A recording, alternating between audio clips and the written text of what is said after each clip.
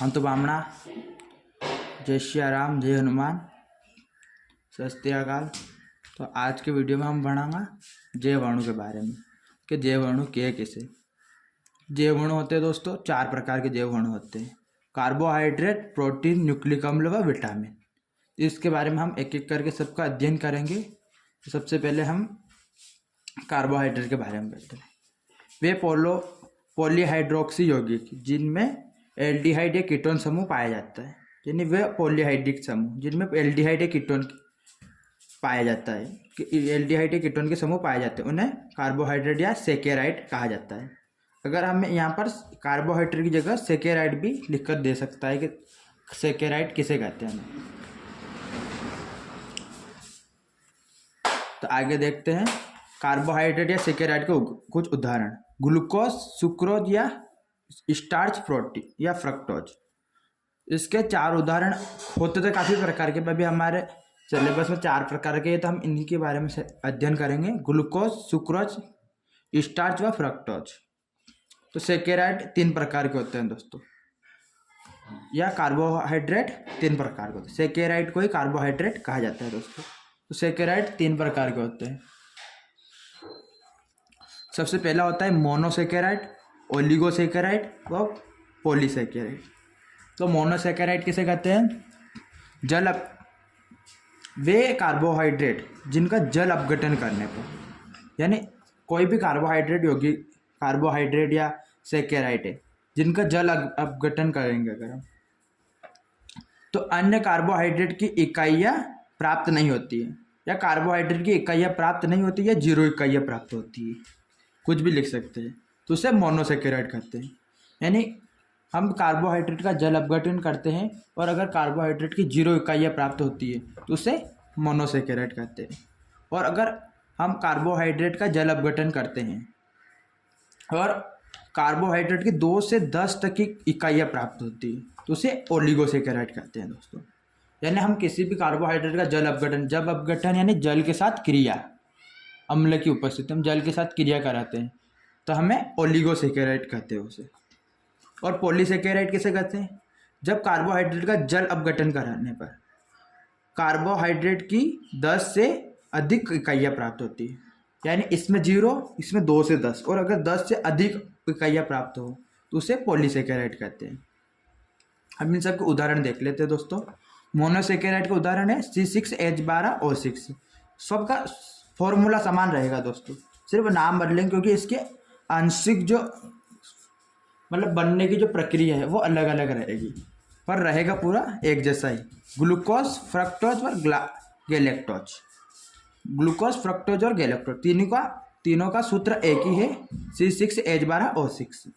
और ये है मोनोसेकेराइड के उदाहरण।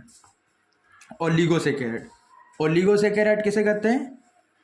जिनमें 2 से 10 कार्बोहाइड्रेट का जल अपघटन करने पर 2 से 10 इकाइयाँ प्राप्त हो, उसे ओलिगोसेकेराइड कहते हैं। जैसे सुक्रोज, माल्टोज और लैक्टोज, इन तीनों का भी सूत्र एक ही है, C12H22O11। इन तीनों का भी सूत्र तो एक ही है, सिर्फ नाम अलग अलग है क्योंकि इनको अंदर की जो संरचना है वो अलग अलग होती है। और एक और हमारे पास पॉलीसेकेराइड।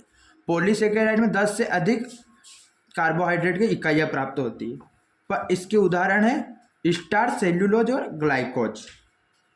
तो दोस्तों इसका भी सूत्र है C6H10O5। C6H10O5 ये भी याद रखना है दोस्तों हमें पूरा।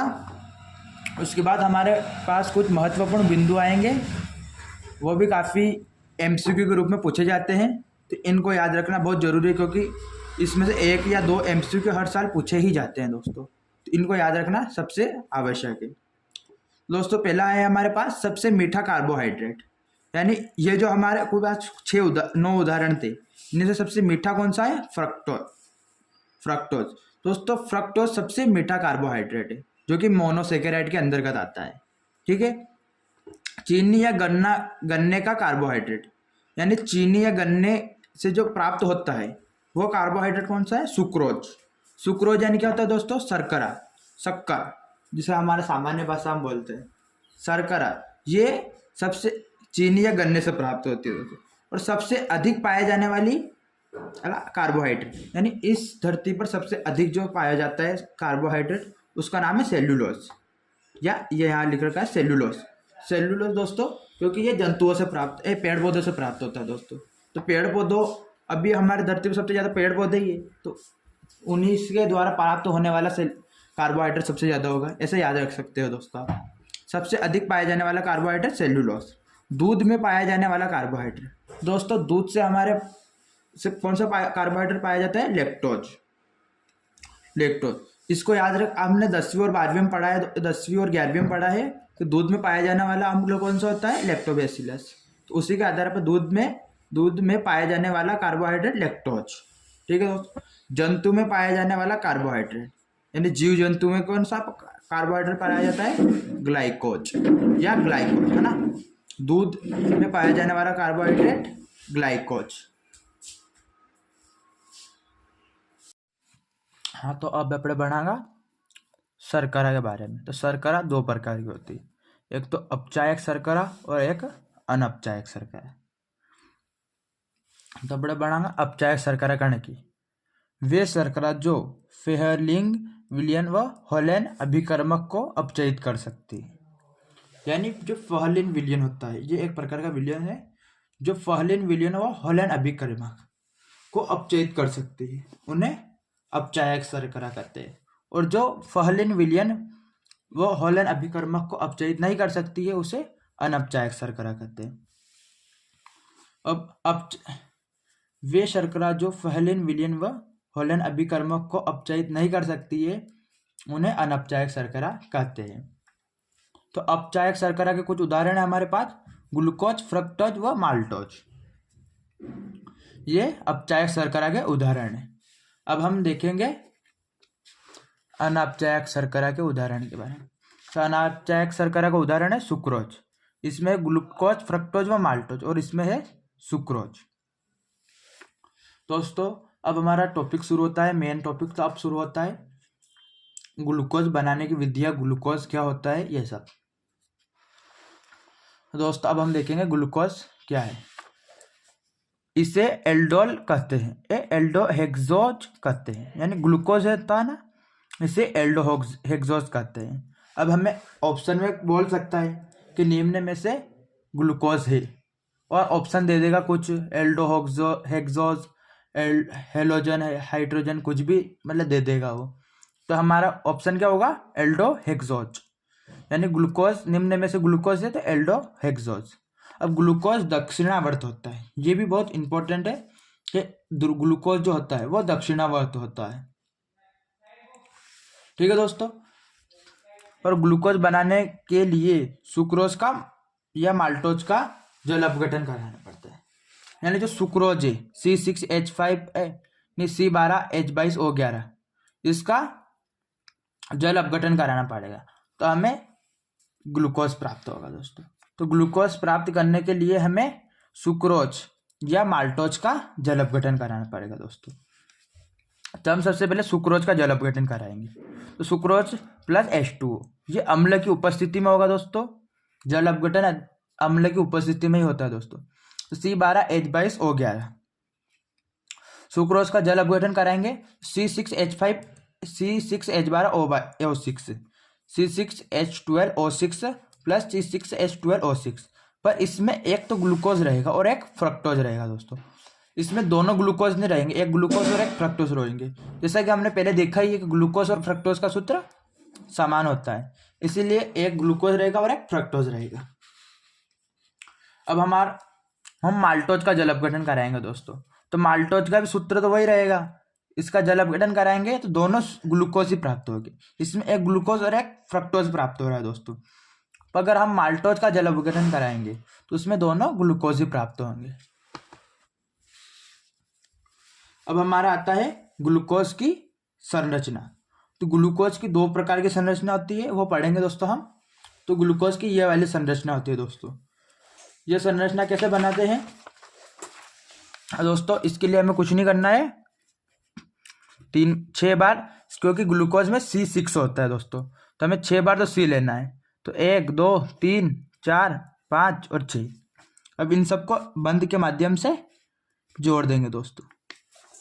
अब दोस्तों इसमें एक ऊपर वाला तो होता है एल्डिहाइड और उसके नीचे सब होता है दोस्तों। तो ये CHO ये एल्डिहाइड हो जाएगा दोस्तों। इधर आ जाएगा H और इधर आ जाएगा OH। ठीक है दोस्तों। और इसमें इधर भी H आएगा और इधर नहीं दोस्तों, इधर OH आएगा। ये ध्यान रखना दोस्तों, तीसरा नंबर जो होता है उसमें OH इधर दिशा में आएगा और सभी में OH इस साइड में आएगा। ठीक है दोस्तों। और इधर आ जाएगा H, इधर OH, इधर OH और इधर OH नहीं आएगा दोस्तों। यहाँ पर इधर H आ जाएगा, इधर H आ जाएगा। ठीक है दोस्तों, हाइड्रोजन। अब यहाँ दोस्तों ये आएगा CH2OH। ठीक है दोस्तों। तो यहाँ CH2OH आ जाएगा दोस्तों। ठीक है।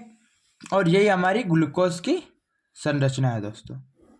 तो ये है हमारे ग्लूकोज की बंद संरचना। तो हम अभी पढ़ेंगे ग्लूकोज की खुली संरचना के बारे में। यही दे रखा है दोस्तों, देख लीजिए। एल्डिहाइड, तो यह प्राथमिक एल्कोहल ने द्वितीयक एल्कोहल। प्राथमिक एल्कोहल में D+ ग्लूकोज और ये क्या दे रखा है, सब फालतू चीजें है दोस्तों। अब हम देखेंगे ग्लूकोज की बंध संरचना के बारे में कि ग्लूकोज की बंध संरचना क्या होती है। तो ये है हमारी ग्लूकोज की बंध संरचना। तो इसमें दोस्तों ये कैसे बनाते हैं वो भी मैं आपको सिखा देता हूँ। दोस्तों इसके लिए हमें कुछ नहीं करना है, पहले तो C6 बनाना ही है। तो दोस्तों हम बना लेते हैं C6। ठीक है दोस्तों। और ये हो गया हमारा C6। अब इसको बॉन्ड के माध्यम से जोड़ ही देंगे। अब दोस्तों हमें इसमें जो ये है CHO, तो इसको O को अलग कर देंगे और H को अलग कर देंगे।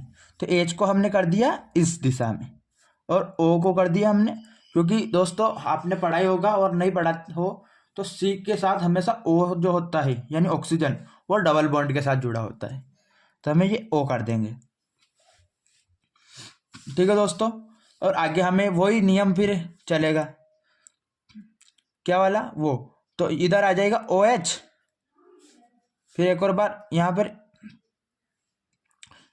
HO या OH से दोस्तों एक ही बात है। वो इसमें क्या कि ज़्यादा OH भी लिख सकते हैं और HO भी लिख सकते हैं दोस्तों।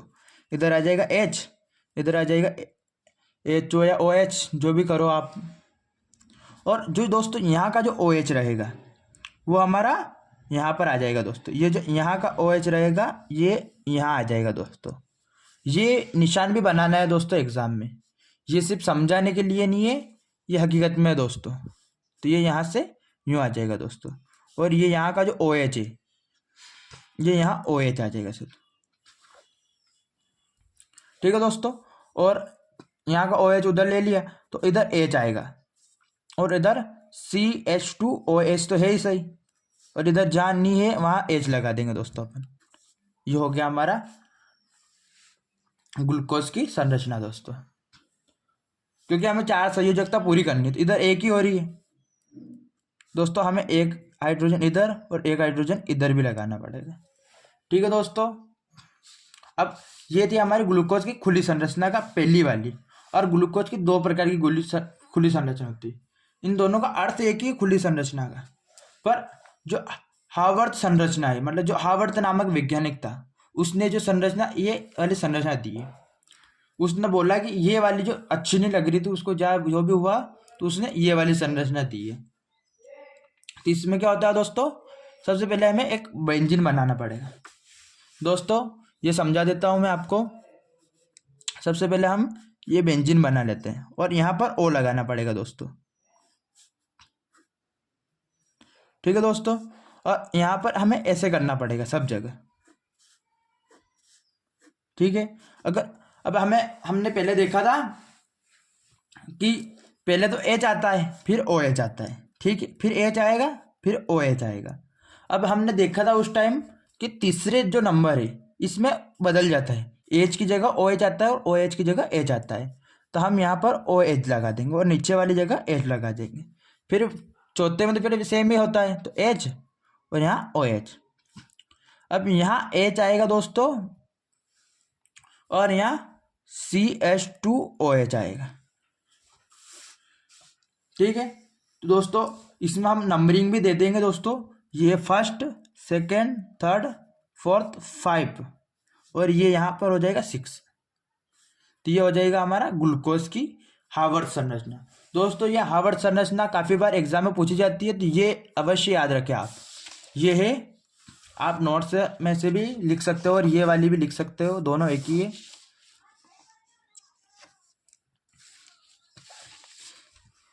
ये दोस्तों ऑक्सीजन है।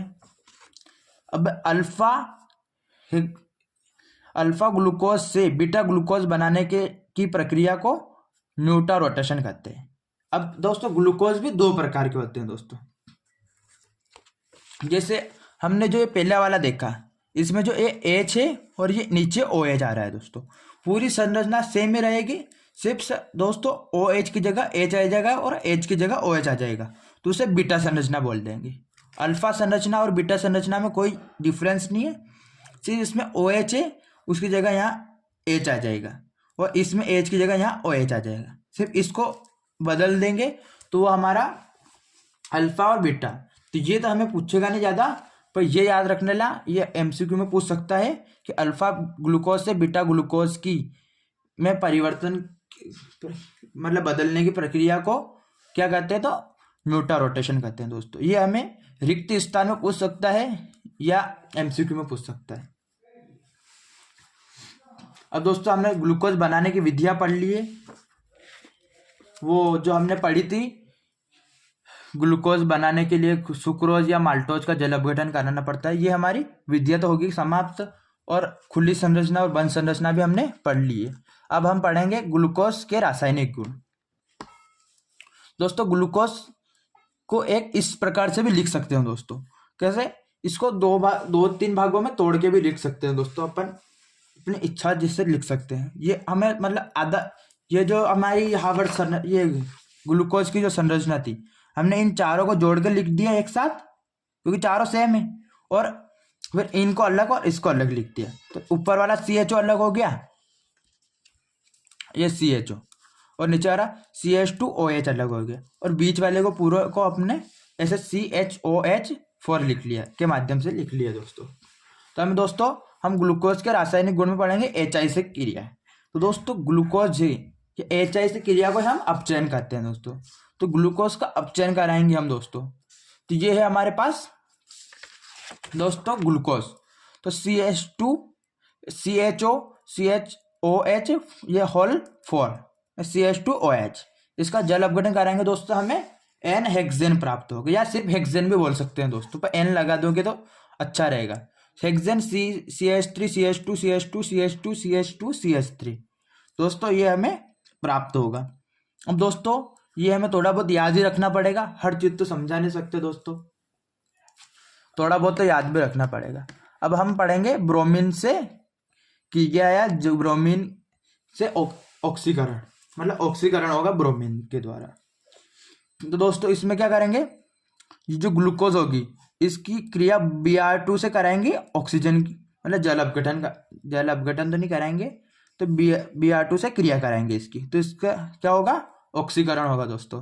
तो पूरा सेम ही रहेगा दोस्तों, सिर्फ यहाँ डबल O आ जाएगा, यानी ऑक्सीकरण करेंगे तो एक ऑक्सीजन जुड़ेगा इसमें, तो ये नीचे वाला सेम, ये वाला भी सेम, और बदलेगा क्या दोस्तों, CHO, तो CHO में एक और O जुड़ जाएगा, तो दोस्तों CHO बदल जाएगा कार्बोक्सिलिक अम्ल में, तो COOH में। दोस्तों ये ऑक्सीकरण भी हो गया हमारा समाप्त। अब हम पढ़ेंगे एकोड के बारे में, तो HNO3 से क्रिया, ये हमारे रासायनिक गुण चल रहे हैं अभी तक, इसके कुल 6 रासायनिक गुण हैं, ज़्यादा भी है पर हमारे सिलेबस में भी 6 ही है, तो हम 6 ही पढ़ेंगे, और एग्जाम के लिए इम्पोर्टेंट भी यही है, इसके बाहर कुछ नहीं आएगा। तो NHO3 के द्वारा ऑक्सीकरण, तो दोस्तों HNO3 के द्वारा ऑक्सीकरण कराएंगे अगर हम, अब प्रबल ऑक्सीकरण या ऑक्सीकरण भी बोल सकते हो दोस्तों इसको, तो इसमें भी एक O तो इधर जुड़ जाएगा, जैसे कि हमारे पहले हुआ था, इसमें O3 है दोस्तों, उसमें सिर्फ एक ऑक्सीजन था, इसमें O3 है, तो एक तो कार्बोक्सिलिक अम्ल बनेगा दोस्तों, ठीक है, एक ओ इधर क्रिया करके, ये बीच वाला सामान्य रहेगा, और जो एक ओ है वो नीचे वाले से क्रिया करके CH2OH है, तो इसमें CH2O अलग निकल जाएगा दोस्तों, और यहाँ से दो क्रिया इधर कर लेगा तो COOH और H2O अलग निकल जाएगा दोस्तों। ये एक और हमारे पास है HCN से क्रिया, तो HCN यानी जो ग्लूकोज होता है वो HCN से क्रिया करेगा दोस्तों, तो HCN से क्रिया करेगा तो H और ये O है जो दोनों मिलकर OH बना देंगे, ठीक है, और CH तो ऐसा ही है, ये CH तो ऐसा ही रहेगा, और इसका H और ये H मिलकर OH बना देंगे, और इसका CN मिलकर ये वाला सूत्र पूरा बना देंगे दोस्तों। इसको दोस्तों कुछ भी छोड़ देना, मैं बताना भूल गया हूँ, पर ये नीचे वाले नाम मत छोड़ना, आप एग्जाम में लिखने इसके नंबर काट सकते हैं दोस्तों। तो ये इसको बोलते हैं सेकेरिक अम्ल, और इसको ग्लूकोसाइनोहाइडिन यानी ग्लूकोसाइनोहाइडिन बोलते हैं। और पीछे वाला देख लो दोस्तों, इसको क्या बोलते हैं, ग्लूकोनिक अम्ल, यानी दोस्तों इसको ग्लूकोनिक अम्ल कहते हैं, ठीक है दोस्तों। ये नाम लिखना ना भूलें क्योंकि इसके नंबर काट सकते हैं हमारे। अब हमारा दोस्तों पांचवा है NH2OH से क्रिया, यानी हम जब ग्लूकोज की क्रिया NH2OH से कराएंगे दोस्तों, ये नीचे वाला भी ऐसा रहेगा और ये वाला भी सेम ही रहेगा दोस्तों, क्रिया सिर्फ इधर होगी। वैसे दोस्तों ये पूरा सूत्र एक ही है, तो मैं आपको समझाने के लिए बता रहा हूँ कि ऐसे ऐसे कर सकते हो या समझ सकते हो आप, वरना क्रिया पूरे से ही होगी इससे, समझ रहे हो दोस्तों आप। दोस्तों NH2OH ये इससे क्रिया करेगा तो CH ऐसा कैसा रह जाएगा, और ये N है, ये O की जगह डबल बॉन्ड से ये जुड़ जाएगा N में, ठीक है, और ये OH है, इसमें से ये एक H या ये H कोई भी आके इधर बंद बना लेगा, तो CHO CH double bond N और OH ऐसे जुड़ जाएगा। अब दोस्तों हमारे पास एक और है नीचे CH3CO होल 2 और O से क्रिया, ठीक है दोस्तों। तो ग्लूकोज इससे 5 लेना है, 5 लेंगे, मतलब 5 बार लेंगे, CH3CO होल 2O दोस्तों, इससे क्रिया करेगा अगर ये, तो ये काफी जटिल सूत्र प्राप्त होगा जिसे ग्लूकोज पेंटा एसीटेट कहते हैं। क्या कहते हैं दोस्तों इसे, ग्लूकोज पेंटा एसीटेट। इसमें दोस्तों एल्डिहाइड तो है सही ऊपर वाला। अब CHOH4, तो इसका जगह यहाँ क्या हो जाएगा, CHOCO CH3O, सिर्फ ये बीच वाला जो है ये सिर्फ इसी में बदलेगा इस क्रिया द्वारा, और ना अभी तक किसी में भी ये परिवर्तित नहीं हुआ है, तो इससे क्रिया करके ये बनेगा दोस्तों, जिसे ग्लूकोज पेंटा हेक्सिन कहते हैं, या एसिड ग्लूकोज पेंटा एसीटेट कहते हैं दोस्तों, सॉरी गलती होगी दोस्तों। अपनी गलती को मान लेना भी एक बहुत बड़ा अच्छा काम होता है। यह ग्लूकोज की बंध संरचना को व्यक्त करता है, यानी ये ग्लूकोज की जो बंध संरचना है उसको व्यक्त करता है, ये वाला, इसको एसिटिक एनहेलाइड कहते हैं दोस्तों। इसको क्या कहते हैं, एसिटिक एनहेलाइड का सूत्र है ये। अब एक और है दोस्तों हमारे पास फ्रक्टोज, वो ग्लूकोज हमने पूरा खत्म कर लिया दोस्तों। अब हमारे पास नया टॉपिक, नया एग्जाम्पल के साथ शुरू हुआ है फ्रक्टोज। तो हम ग्लूकोज सबसे बड़ा टॉपिक था दोस्तों हमारा, उसके बाद ये सब छोटे छोटे हैं, इतने भी छोटे नहीं है, धीरे धीरे जो जैसे जैसे आगे जाएंगे हम वैसे वैसे हमारे टॉपिक छोटे होते जाएंगे। तो फ्रक्टोज के पढ़ेंगे दोस्तों हम। तो फर्स्ट, फ्रक्टोज की कीटोहेक्सोज की भी कहा जाता है, यानी जो ग्लूकोज है, ग्लूकोज को होगा दोस्तों ये ग्लूकोज को कीटोहेक्सोज, यानी ग्लूकोज को कीटोहेक्सोज भी कहा जाता है। ये हमें उसी तरह का MCQ के रूप में पूछ सकता है दोस्तों। और ये वामाव्रत होता है, यानी फ्रक्टोज जो होता है ये वामाव्रत होता है, और ग्लूकोज होता है वो दक्षिणाव्रत होता है दोस्तों। ठीक है दोस्तों, ये याद रखना, या एमसीक्यू या रिक्त स्थान के माध्यम से हमें पूछ सकता है दोस्तों कि फ्रक्टोज निम्न में से किस प्रकार होता है, तो वामावृत दक्षिणावृत दोनों नहीं या दोनों, कुछ भी पूछ सकता है दोस्तों हमें। तो फ्रक्टोज दोस्तों, ग्लूकोज निकल रहा है बार बार मुंह से दोस्तों। फ्रक्टोज जो होता है वो वामावृत होता है दोस्तों। फ्रक्टोज में 2 प्राथमिक एल्कोहल व 3 द्वितीयक एल्कोहल होते हैं, यानी इसमें प्राथमिक एल्कोहल तो होते हैं 2 और द्वितीयक एल्कोहल होते हैं 3। देख लेते हैं दोस्तों हम इसका सूत्र भी।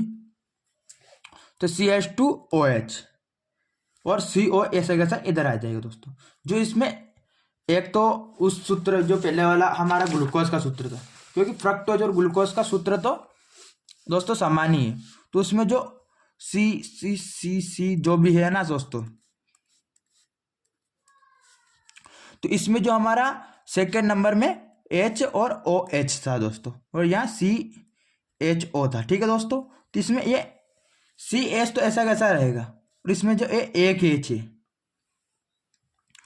CH, ये एक H और यहाँ जुड़ जाएगा तो ये CH2 हो जाएगा। ठीक है दोस्तों, और एक H और यहाँ से आकर वो ये OH बना लेंगे, और यहाँ का H जो O जो बचेगा वो इधर मिल जाएगा दोस्तों। ये संरचना सूत्र समान है दोस्तों, सिर्फ संरचना बदली है सूत्र की, यानी ये सिर्फ अपनी दिशा बदल लेते हैं दोस्तों, या स्थान बदल लेते हैं, वरना होते समान ही है दोस्तों। जैसे इसमें ये जो C ये है दोस्तों। ठीक है दोस्तों, तो ये H है और यहाँ OH है और यहाँ CHO है। ठीक है दोस्तों, तो ये HO तो है ही सही दोस्तों, तो ये एक और H और यहाँ जुड़ के CH2 बना लेंगे, और ये H है ये यहाँ आकर OH बना लेंगे। ठीक है दोस्तों, और ये एक O बचेगा वो यहाँ आ जाएगा, और नीचे से पूरी संरचना इसकी उसी प्रकार सेम ही है दोस्तों।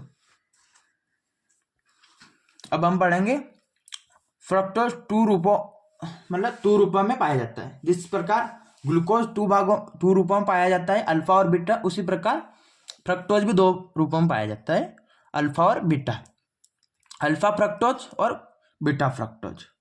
अल्फा फ्रक्टोज में क्या होता है दोस्तों, CH2OH CH2OH है, और ऐसे ही जैसे वो संरचना थी ऐसे ही OH इधर आ जाएगा, ये H इधर आ जाएगा, जो OH इसी प्रकार जैसे वो था उसी प्रकार है। एक बार मैं आपको बनाकर दिखा देता हूँ दोस्तों।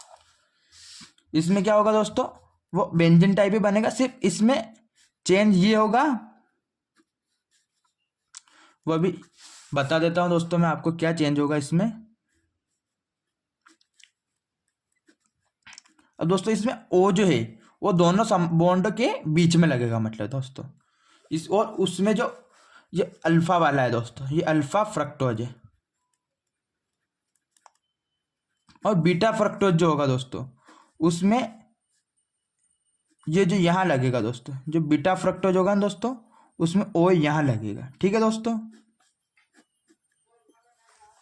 अब दोस्तों पूरा सेम ही चलेगा है, तो क्या दोस्तों CH2OH है दोस्तों, तो वो यहीं लगेगा CH2OH।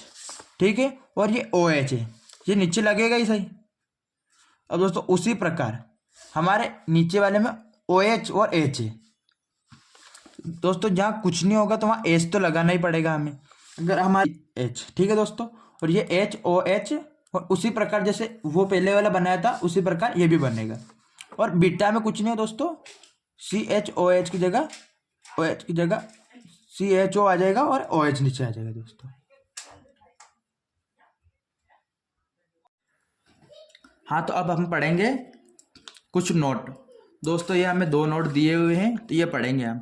C12H22O11 का जल अपघटन या H2O के साथ क्रिया कराएंगे दोस्तों। ये हमने पढ़ लिया है पहले ग्लूकोज बनाने की विधि में, फिर भी हम C12 मतलब तो हमें C6H12O6 प्राप्त होगा, और एक और ये भी है C6H12O6 दोस्तों। एक तो है इसमें सुक्रोज और नहीं फ्रक्टोज, एक तो है दोस्तों इसमें फ्रक्टोज और एक है ग्लूकोज। तो दोस्तों जो फ्रक्टोज होगा, या जैसे प्रतिशर्करा कहते हैं दोस्तों, फ्रक्टोज को प्रतिशर्करा भी कहते हैं, तो वो खाने में अधिक मीठा होगा दोस्तों, यानी फ्रक्टोज मीठा होता है।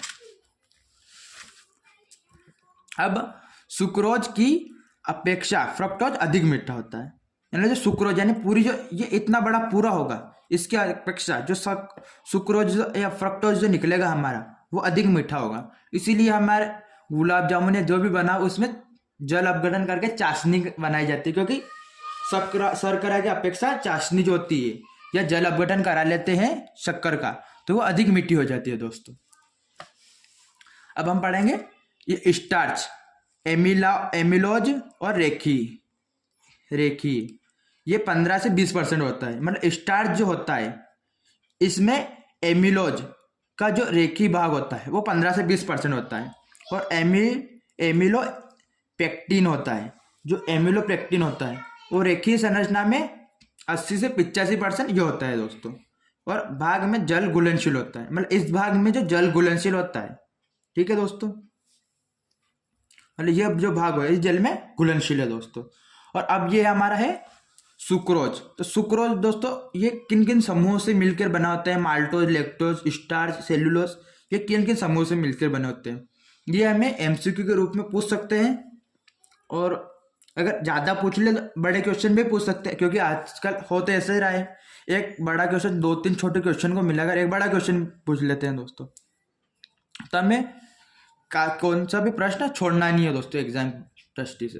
तो सुक्रोज अल्फा ग्लूकोज व बीटा फ्रक्टोज का जो समूह होते हैं ये मिलकर सुक्रोज बनाते हैं।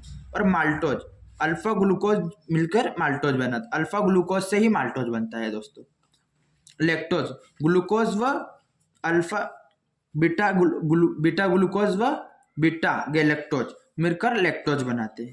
व स्टार्च, ग्लूकोज, अल्फा ग्लूकोज व सेलुलोज बनाने के लिए हमें बीटा ग्लूकोज की आवश्यकता होती है दोस्तों। अब हम आगे बढ़ते हैं, और अब हमारे पास आया है हमारा टॉपिक ग्लाइकोसोल।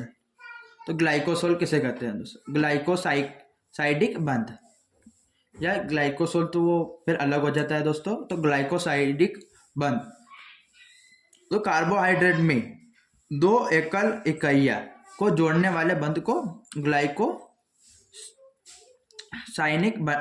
बंध कहते हैं दोस्तों। यानी 2 अलग अलग इकाइयां, जैसे अल्फा ग्लूकोज और बीटा फ्रक्टोज या अल्फा फ्रक्टोज और बीटा फ्रक्टोज, इसको जोड़ने के लिए जिस बंध का इस्तेमाल किया जाता है उसे ग्लाइकोसाइडिक बंध कहते हैं दोस्तों।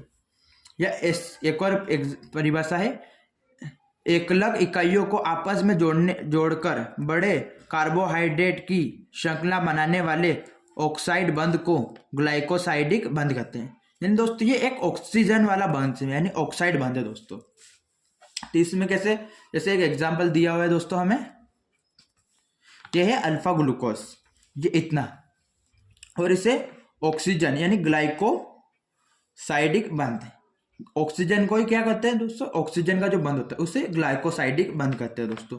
और इसे बीटा फ्रक्टोज जोड़ा है, तो इस जो बंध का सहारा लिया है हमने उसको ग्लाइकोसाइडिक बंध कहते हैं दोस्तों। ये एग्जाम के दृष्टिकोण से काफ़ी इंपॉर्टेंट है दोस्तों, ये याद अवश्य कर लेना। अब दोस्तों हमने ग्लूकोज पढ़ लिया, फ्रक्टोज पढ़ लिया, अब हमारे पास आता है प्रोटीन। वे नाइट्रोजन युक्त जैव अणु, यानी जिस नाइट्रोजन पाया जाता है मतलब प्रोटीन में, इसमें से परिभाषा याद रखनी है दोस्तों। वे नाइट्रोजन युक्त जैव अणु जो शरीर में वृद्धि के लिए कार्य करते हैं प्रोटीन कहलाते हैं। यानी जो नाइट्रोजन पाया जाता है, जो नाइट्रोजन युक्त जैव अणु जो शरीर में, यानी शरीर को पौष्टिक आहार प्रदान करने में या शरीर की वृद्धि के लिए कार्य करता है, यानी शरीर की वृद्धि में प्रोटीन का साथ लिया जाता है दोस्तों।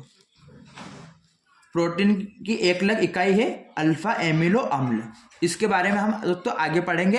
अल्फा एमिनो अम्ल इसी चैप्टर में थोड़ा देर बाद पढ़ेंगे, अल्फा एमिनो अम्ल होता क्या है दोस्तों।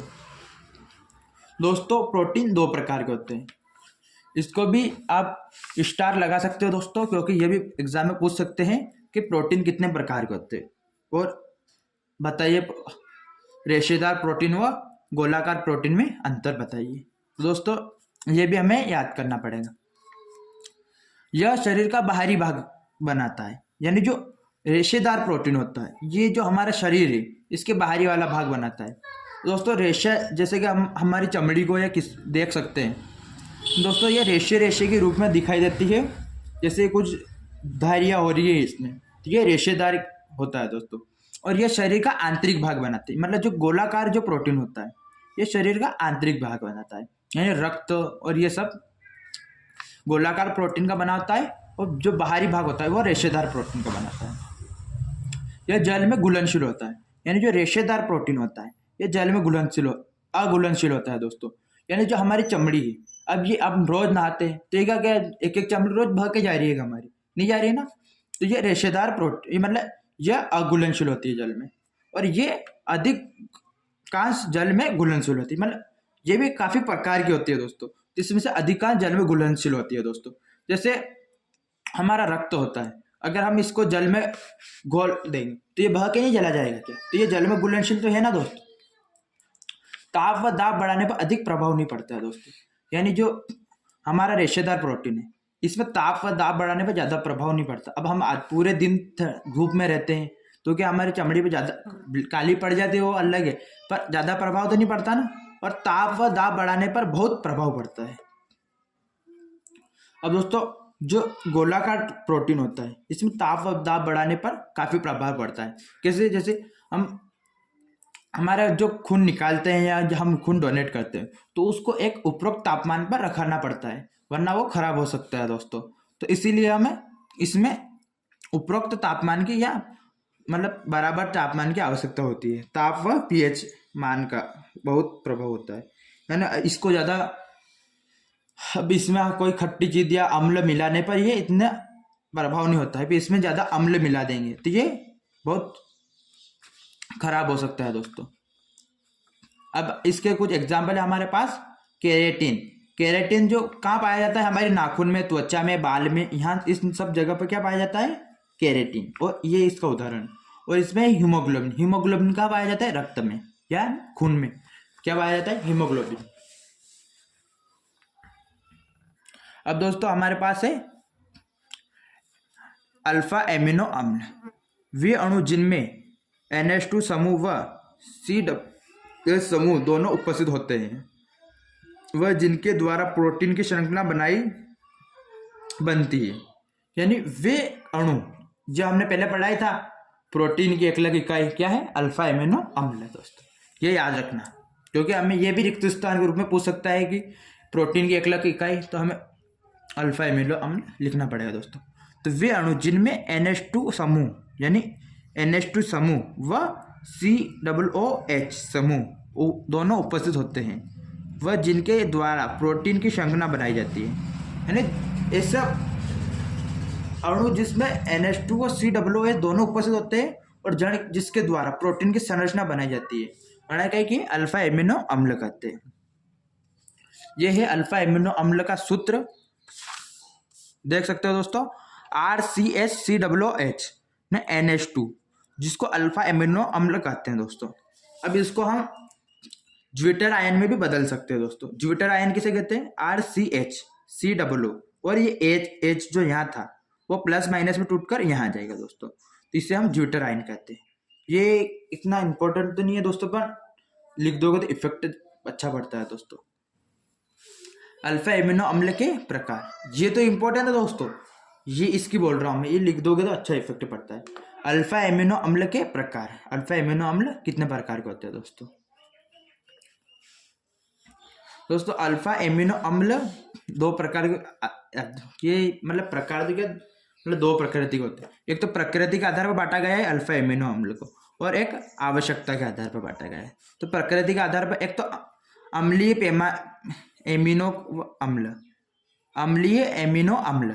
अम्लीय एमिनो अम्ल किसे कहते हैं दोस्तों, जिसमें COOH अधिक होता है। COOH यानी कार्बोक्सिलिक अम्ल। अब इसके नाम में आ रहा है कार्बोक्सिलिक अम्ल, तो इसमें अम्लीय शक्ति इसके काफी अधिक है।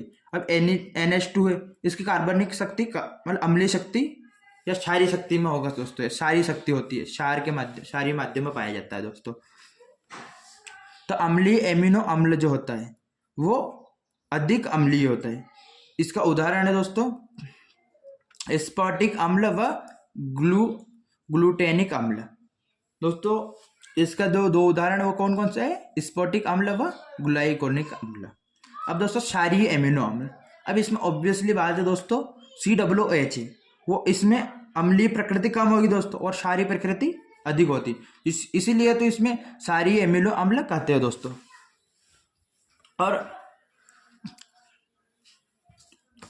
और एक और हमारे पास है दोस्तों, ये है हमारे पास एक और, ये क्षारीय एमिनो अम्ल के उदाहरण है हिस्टिडीन। क्या है दोस्त, हिस्टिडीन। अब हमारे पास एक और है उदासीन एमिनो अम्ल। उदासीन एमिनो अम्ल में क्या होगा दोस्तों, ये कार्बोक्सिलिक अम्ल यानी COOH और NH2 दोनों की संख्या बराबर होगी दोस्तों, कोई कम ज़्यादा नहीं होगा। अब एक और है हमारे पास आवश्यकता के आधार पर, यानी आवश्यकता के आधार पर ये दो प्रकार के होते हैं, एक तो आवश्यकता और एक अनावश्यकता। तो आवश्यकता के आधार पर ये बाह्य भोज्य पदार्थों द्वारा ग्रहण किए जाते हैं, शरीर में इन्हें स्वयं नहीं बनाया जा सकता। जो आवश्यकता के आधार पर इन्हें शरीर के द्वारा स्वयं नहीं बना सकते, इसे बाह्य भोज्य पदार्थ द्वारा ग्रहण करना पड़ता है। यानी जो एमिनो अम्ल होते हैं इन्हें बाहर से ग्रहण करना पड़ता है दोस्तों, इसको स्वयं हम ग्रहण नहीं कर सकते हैं। और इनके कुछ उदाहरण है ल्यूसीन, लाइसिन व वेलिन। ल्यूसीन, लाइसिन व वेलिन। एक और है हमारे पास अनावश्यकता के आधार पर, यानी बिगर आवश्यकता के आधार पर, यह शरीर के अंदर ही बनाए जा सकते हैं। अनावश्यकता के आधार पर जो है ये शरीर के अंदर ही बनाए जा सकते हैं या बना लिए जाते हैं, बाहरी भोज्य पदार्थों द्वारा ग्रहण नहीं किया जाता है। यानी इन्हें बाहरी, जब शरीर के अंदर ही बन रहा है तो हमें इन्हें बाहर से क्यों ग्रहण करेंगे दोस्तों। तो इन्हें कहते हैं ग्लूटेमिक अम्ल या ग्लाइसीम।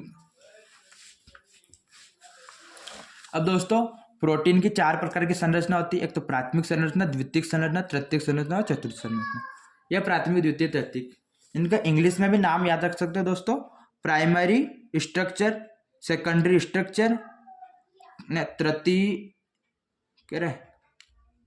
ट्रेटीय स्ट्रक्चर और आउटरनरी स्ट्रक्चर।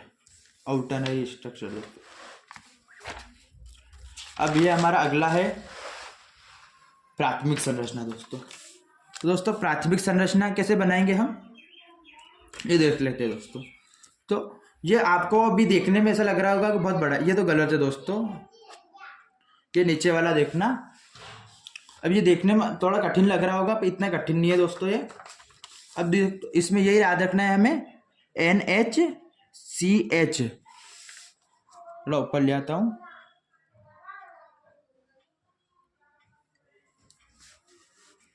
NHCH और CO, ठीक है दोस्तों। और नीचे यहाँ आ जाएगा R। इसी प्रकार हमें 2-3 बार बना देना है, NHCH और CO। N इधर बना देते हैं दोस्तों एक, NHCH और CO दोस्तों। अब इन सबको जोड़ देंगे। अब जो CO है और NH, यहाँ भी R ले लो दोस्तों और यहाँ भी R ले लो, और जो NH और CO इनको जोड़ देंगे और जो प्राप्त होगा, जो ये वाला जो बंध है इसको हम बोलेंगे पेप्टाइड बंध दोस्तों। इस बंध को क्या बोलेंगे, पेप्टाइड बंध। और ये है हमारी प्राथमिक संरचना। इसी प्रकार आप 2 या 3 उदाहरण लेकर इस प्रकार जोड़ के बना सकते हो दोस्तों पेप्टाइड बंध की संरचना। ये है पेप्टाइड की प्राथमिक संरचना। अब दोस्तों हमें यह भी पढ़ना होगा पेप्टाइड बंध क्या होता है।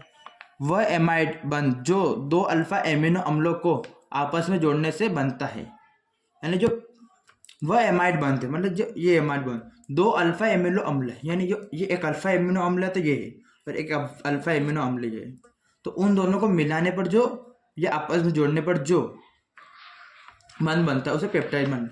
निरंतर प्रोटीन की श्रृंखला बनाता है पेप्टाइड बंध कहते हैं, यानी निरंतर एक के बाद एक प्रोटीन की संरचना बनाते जाते हैं, उसे पेप्टाइड बंध कहते हैं दोस्तों। दोस्तों हम बढ़ेंगे द्वितीयक संरचना। दोस्तों द्वितीयक संरचना ये है।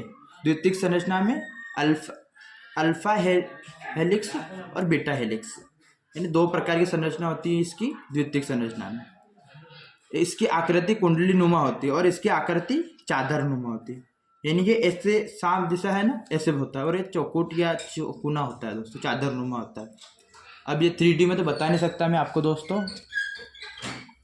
दोस्तों इसकी आकृति इस प्रकार होती है दोस्तों। इसको बनाने के लिए हमने एक बार तो हमें यूं यूं करना पड़ेगा, फिर हमें दोस्तों इस प्रकार बनेगी। और दोस्तों ये बीच में जो ये है दोस्तों हाइड्रोजन बंध, इसका नाम लिखना पड़ेगा आपको एक साइड में, और इस प्रकार से बनेगा दोस्तों ये। और ये है हाइड्रोजन बंध, और इसकी जो संरचना है वो से चौकोनी बना लेनी है, और बीच में हाइड्रोजन बंध लगा देना है दोस्तों। या आप इसकी आकृति ऐसे भी बना सकते हो दोस्तों। ऐसी कैसी बनेगी, ये ऐसे चौकुट बना लेना है दोस्तों 3, या आप ज़्यादा भी बना सकते हो।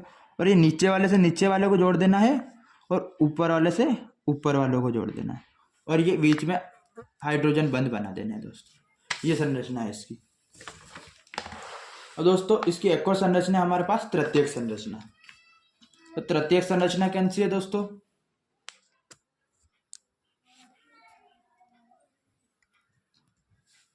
तृतीयक संरचना है दोस्तों ये वाली, जिसमें इस प्रकार से बनेगी दोस्तों यह संरचना।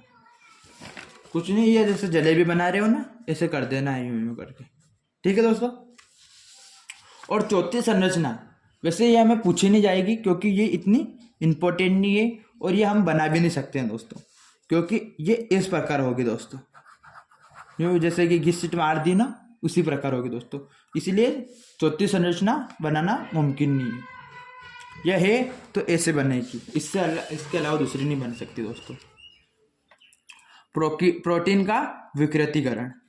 अब दोस्तों प्रोटीन का विकृतीकरण कम पीएच मान व अधिक ताप पर, यानी पीएच मान कम रखना है और तापमान अधिक रखना है। अधिक ताप पर जटिल प्रोटीन, यानी जटिल प्रोटीन है 2 या 3 डिग्री वाले प्रोटीन को सरल यानी 1 डिग्री वाले प्रोटीन में परिवर्तित करने के लिए जो क्रिया की जाती है उसे प्रोटीन का विकृतीकरण कहते हैं। यानी दोस्तों ये अधिक कम पीएच पर, यानी कम पीएच यानी क्षारीय माध्यम नहीं, उदासीन माध्यम से थोड़ा ऊपर वाला माध्यम, कम पीएच पर, कम पीएच यानी क्षारीय अम्लीय माध्यम में, मतलब दोस्तों अम्लीय माध्यम में अधिक तापमान, यानी तापमान अधिक रखना है। जटिल प्रोटीन यानी जटिल 2 डिग्री या 3 डिग्री वाली प्रोटीन को 1 डिग्री यानी सरलतम प्रोटीन में परिवर्तित करने के लिए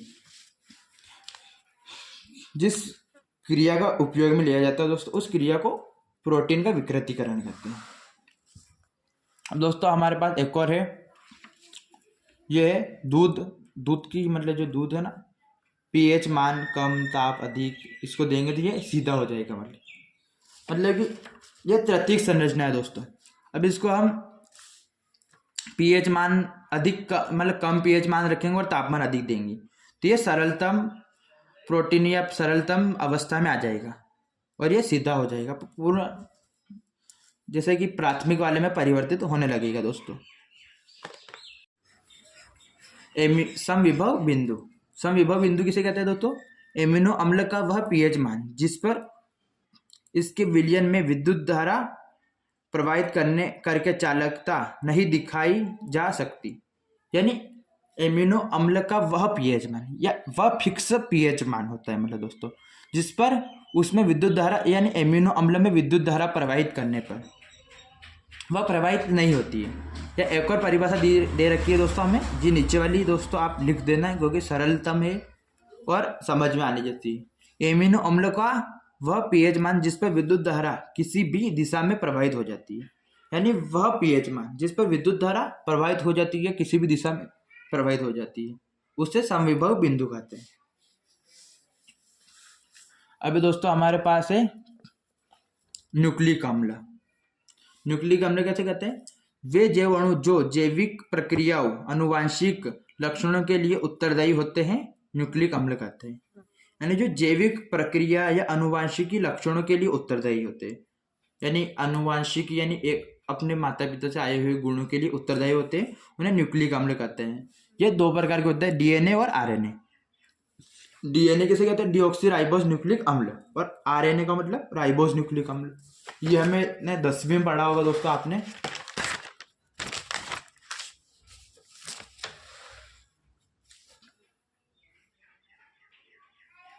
और दोस्तों ये है हमारे पास डीएनए।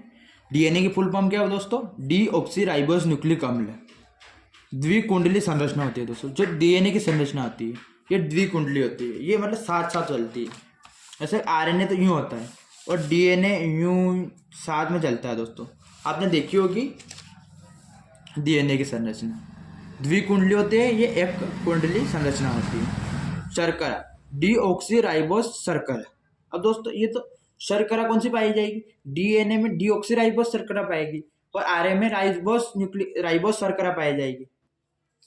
ठीक है दोस्तों, इसमें डीऑक्सीराइबोस शर्करा पाई जाती है और इसमें राइबोस शर्करा पाई जाती है। इसकी फुल फॉर्म के आधार पर ही है भरना है। अब इसमें से दोस्तों एजीटीसी पाया जाता है, मतलब क्षारीय माध्यम में कौन पाया जाता है? एजीटीसी। और इसमें एजीयूसी, सिर्फ टी और यू का फर्क है दोस्तों, एजीटीसी और एजीयूसी। दो कुंडली के बीच बंद होता है, जिसे क्षारों के या दो क्षारों के बीच जो बंद, क्षारों के या दो कुंडली के बीच बंद होता है दोस्तों। और इसमें तो ये तो एक कुंडली होती है दोस्तों, तो इसमें तो बंद हो ही नहीं सकता। हाँ तो दोस्तों अब हम पढ़ेंगे फास्फोडाइएस्टर बंध। फास्फोडाइएस्टर बंध किसे कहते हैं दोस्तों?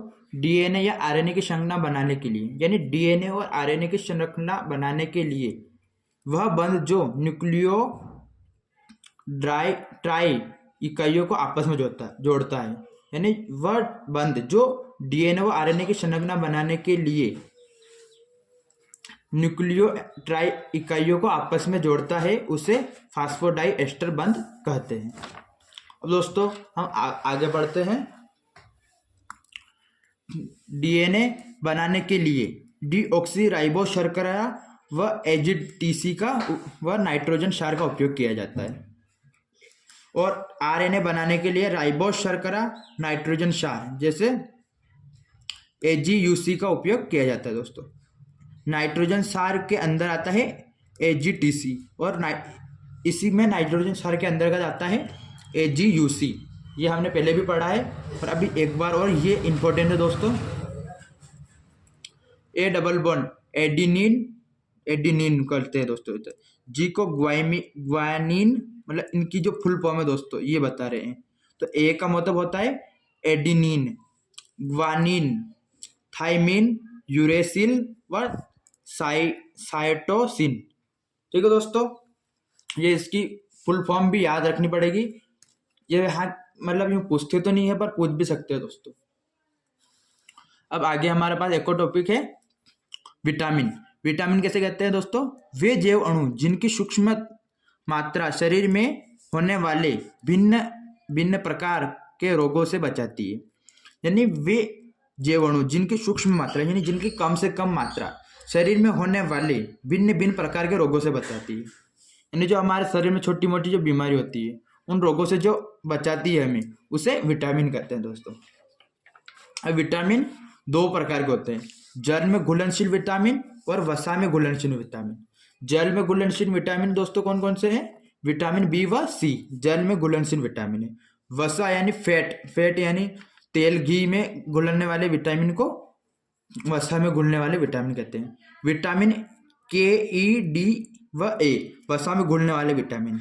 दोस्तों काफी बार पूछा गया है कि निम्न में से कौन सा जल में घुलने वाला विटामिन है। दोस्तों ये जरूर याद रखने के जल में घुलने वाले विटामिन है बी व सी, ये तो याद। और जो बी व सी और जो बाकी सब बच्चे वो वसा में घुलने वाले विटामिन है दोस्तों।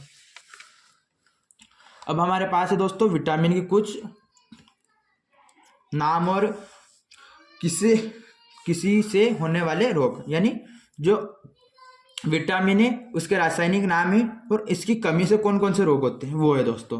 तो विटामिन ए या मतलब रासायनिक नाम क्या है दोस्तों? रेटिनॉल। विटामिन ए का रासायनिक नाम है रेटिनॉल। रेटिनॉल से कौन सा रोग होता है? रतौंधी या वर्णांधता। दोस्तों रतौंधी रोग किसे कहते हैं? जिसमें रात को दिखाई नहीं देता है, मतलब दोस्तों वो रात को हो जाता है ना, काफी लोगों को रात को दिखाई नहीं देता। विटामिन बी1 कौन सा रोग होता है दोस्तों? रासायनिक नाम क्या है इसका? थाइनिन, जो कि जिसकी कमी से होता है बेरी रोग। ये नाम तो सुना ही होगा दोस्तों आपने पहले, बेरी रोग। और दोस्तों ये कम इम्पोर्टेंट है, पर ये तो आप याद कर ही लेना दोस्तों। विटामिन B5 यानी पेंटाथिनिक अम्ल, इसको क्या बोलते हैं, रासायनिक नाम क्या है दोस्तों इसका, पेंटाथिनिक अम्ल। RBC की कमी से होता है दोस्तों।